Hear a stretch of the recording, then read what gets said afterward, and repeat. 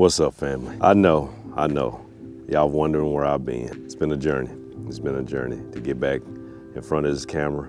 And I want to start off with saying that I missed y'all. I missed y'all, man. It feels so good to be back in front of this camera. I apologize to all the new subscribers for not getting the full experience of Crappie Head TV, but we're about to make that better and turn things around. So, hey, let's get off into the video and give y'all this explanation of where I've been, but we got to start from the beginning. So let's rewind this thing. I'm excited. This year, guys, we're gonna bring you way more content we've ever done, ever. After making that statement, you know, life took a hold. You know, things don't pan out as you think they will sometimes. And this was definitely one of those situations and one of those circumstances where life just didn't go as I planned it to, because I truly had the intentions of making the most content I've ever put out in the time frame I've had my YouTube channel. And so that day I made that intro, I was in the process of making another video for y'all. And so this is where the problem started. I backed my boat down the ramp, turned the key, boom, starter out of there. So I didn't let that shake me.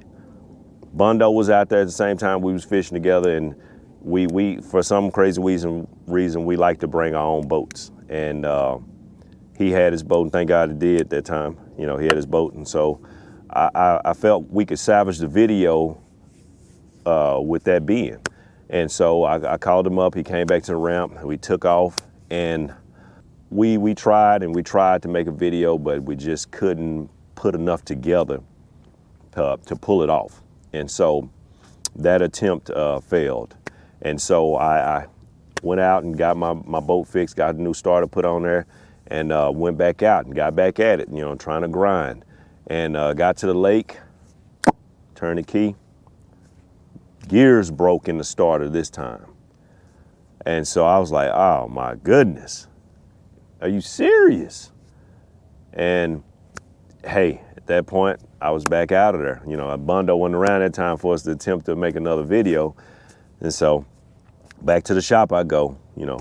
Long story short, every attempt from that point I made to make a video, it just failed. I mean, whether it was getting my crew together, you know, schedule conflicts, and it just, nothing panned out, man. It just got more time passed by, not producing nothing. So it was more pressure on me to make a video, because YouTube's my livelihood. This pretty much all I do.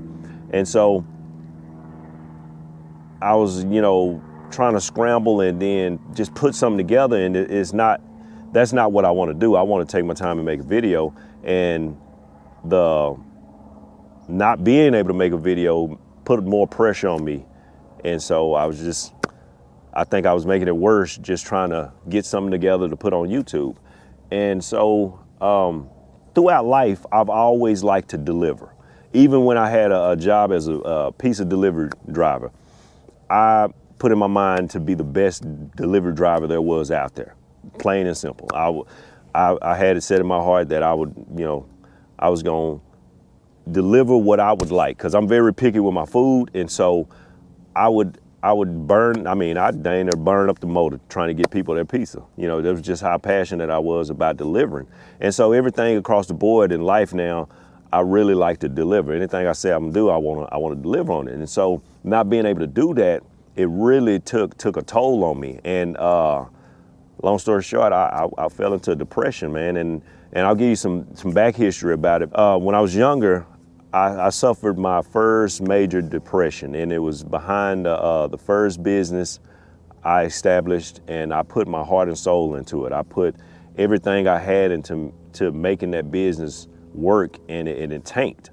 And so that really started the onset of depression. And I think when you have one major depression, I'm a true believer that you're susceptible of having different levels of depression throughout your life from that point. And as a youngster, I was naive and foolish. I used to think depression was a weak-minded person's thing or whatever until God let me experience it. And so, God has to take you through stuff for you to know stuff, And after that depression, I've had little depression, but this was the next big one after, not being able to get my life on track and get, as I say, my job of YouTube going. And so not being able to provide for my family and everything, it was taxing on me. And so I went into ugly depression, man, and I really just didn't want to do anything. I was stuck. I laid in the bed all day and just couldn't get the wheels going. And my wife really helped me out of it, man. She was very encouraging, motivational, and just filling in the gaps where I was dropping off at. And so got on down the road. I started feeling better, but I just still never had the energy to get the videos going, because people won't know this, but like I'm an introvert. And so in order to pull off this YouTube channel, I had to create deecrappie. And so that was the character I was able to come out of my shell on, because, in the beginning I was very self-conscious of what people thought. And it just really prevented me from showing the inner me that people that are really close to me get to see. And so by creating deecrappie, I was able to fast pace that and just bring out some of the fool in me. And that helped to just blossom, I say, in my personality, because I'm a very private person. I halfway like Facebook, because it's too many people, too much in your business, and so I thank God for YouTube, because it helped me to come out of my shell. And so coming out of depression, I was feeling better, but I didn't have the energy to pull off deecrappie, because that takes a lot of energy. I mean, if y'all have seen the channel, man, I'm wound up. And time went on, and I was starting to get back to my mojo and trying to get back into the rhythm. And my wife was able to get back and move around like she needed to. And so she helps with her mom, and because her mom has myotonic dystrophy. It deteriorates your muscles. And so my wife has it as well, and my son has it. And each generation gets a worse version of it. So it's more progressive. And so my wife's mom got to the point where she was, wheelchair bound or just seated a lot. And so my wife would go over to her mom's house and help out and everything. So she was able to get back to doing that. And, one day her mom had called her, and she was like, talking kind of funny, like mumbling and everything. So we went over to check on mom, and had to call a nurse because she wasn't breathing right. And so the nurse came over and she needed some oxygen. And so she actually had the opportunity to kind of rest, because she was struggling for 2 days to breathe. And like I said, with myotonic, it makes your muscles weaker. And so her lungs, were getting weaker, and just her overall functionality was just getting weaker. And so that oxygen helped her to get some peace and just take over for where she was struggling. And so after she got the oxygen, she basically started, sleeping. She looked like she was taking a nap or whatever. And so we decided to go ahead and go home and let her mom rest. And later that evening, her brother had called and said that her mom didn't look good, and she wasn't doing good. And so they called out the nurse, and the nurse had told them that she was transitioning. So her mom was dying. And so her brother told my wife that she needed to get there. And so she went over to the house, and probably hours later, she called me crying, and I knew what had took place. And so that night when she called me, I could hear the pain in her voice. You know, I could hear the pain. I could hear the heartbreak. I could hear it. And so her mom's passing took a lot out of my wife. Big piece of her heart left that day when her mom passed. I didn't realize, I knew her and her mom was close, but I didn't realize the depths of their relationship until she passed. And you know, her passing put a pause on my wife's life.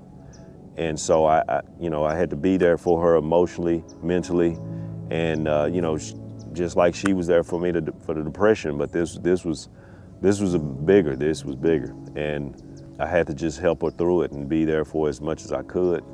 And you know, that we're still dealing with that, because some days she'll, you know, just cry all day. And so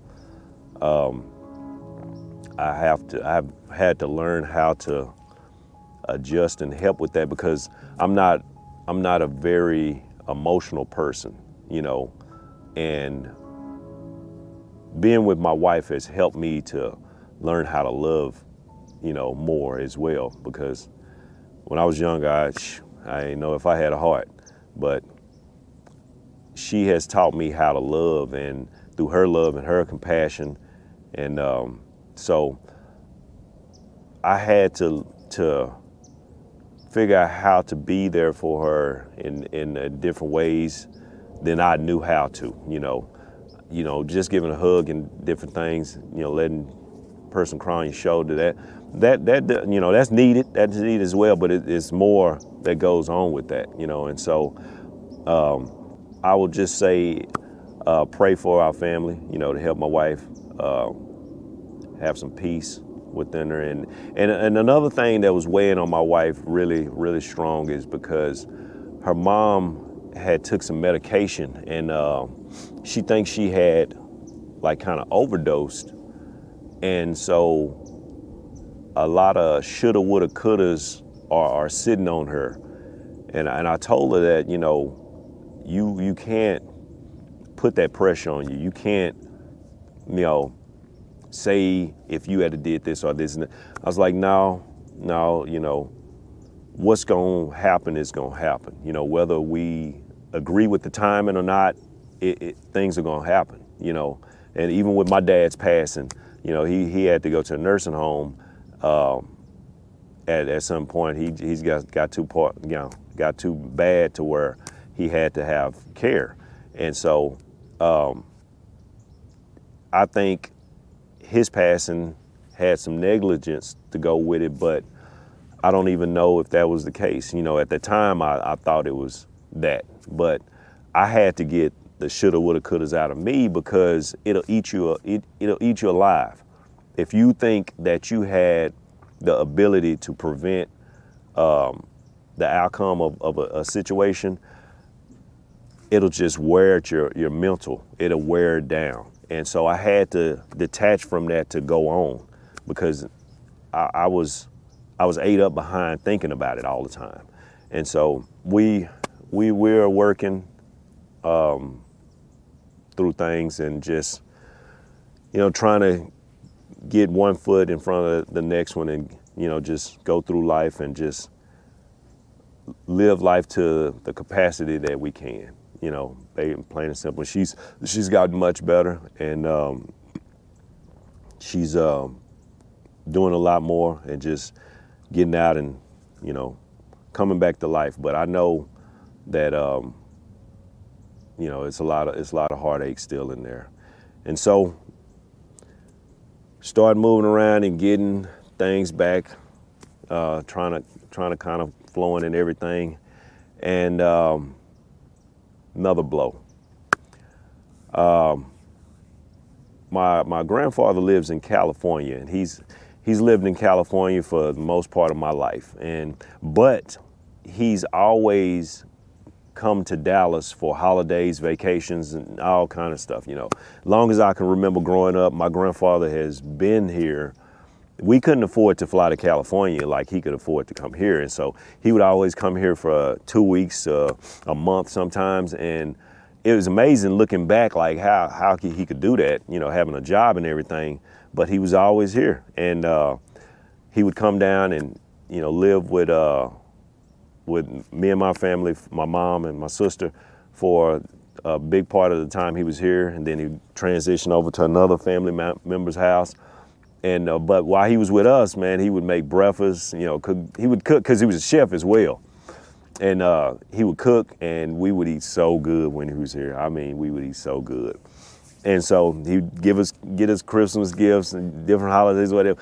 And it was always a good time when my grandfather came down, because me and my sister would always try to pull shenanigans on him, and he would cut us down every time. He'd stop it, But we love trying to jug at my grandfather because he was from California, we from Dallas, and so different, ways of living. We would try to pull all kind of stuff. And so one day his wife called my mom and said that he had passed out. So they took him to the hospital. And so they couldn't figure out what was wrong with him. And they had to put him like in a coma because they couldn't figure out what was wrong with him. And so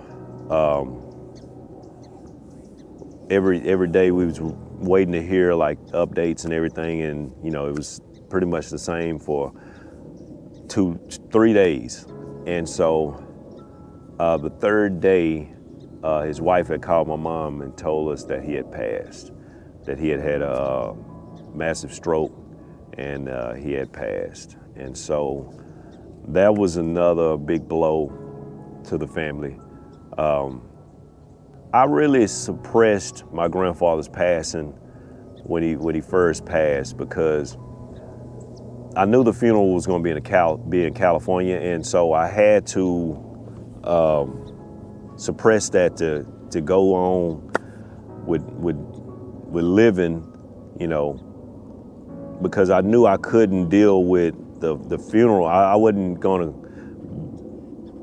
be around the funeral or be around him until the funeral. So I just pushed it off until we got to California.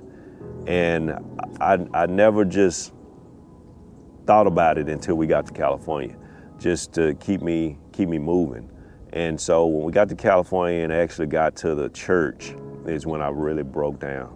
When we were walking out the back family room to go into the sanctuary, I broke down. And so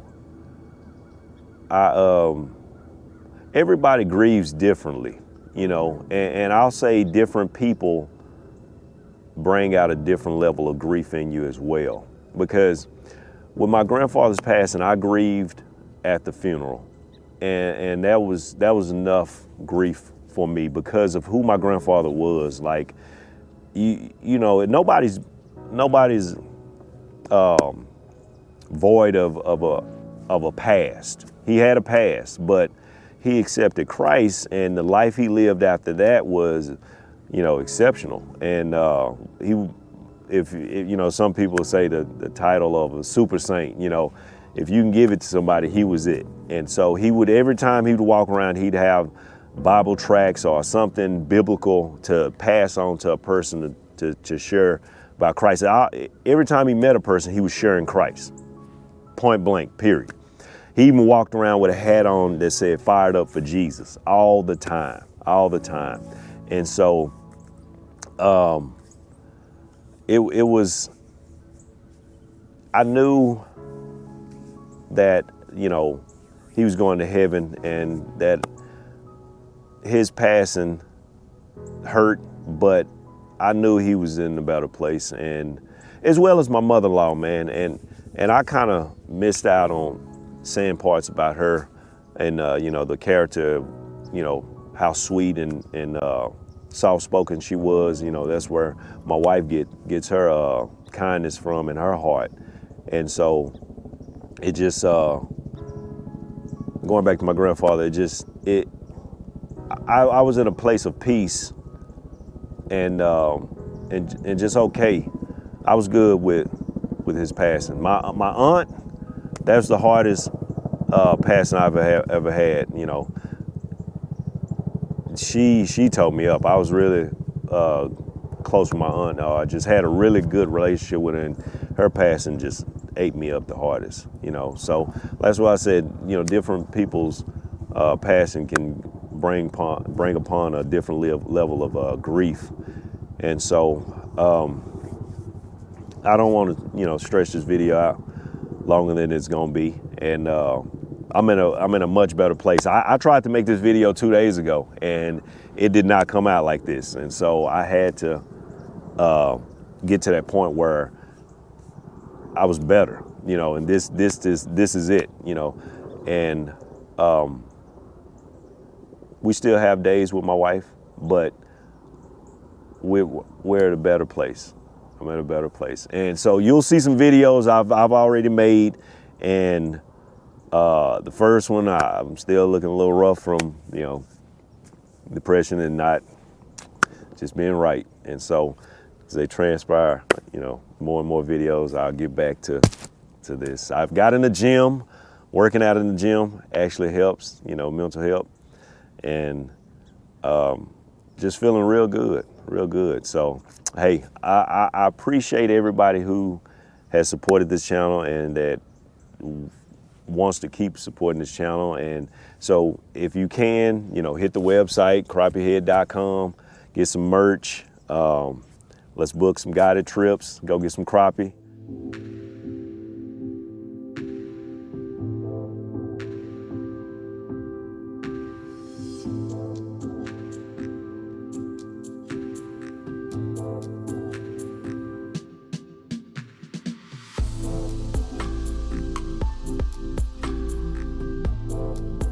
I got a video already edited for y'all, and I'm working on editing some of the other ones. And we'll see what the rest of this year has in store for it. So, like I said, I always appreciate y'all support. I appreciate the love y'all give, comments, and my buddy Reggie Donner stayed on me about getting back into it, and a lot of other people reached out to me, sent me messages, and called me. And so I really appreciate y'all for that. It helped me a lot. And so, as always, see you on the water next time. Peace. We out.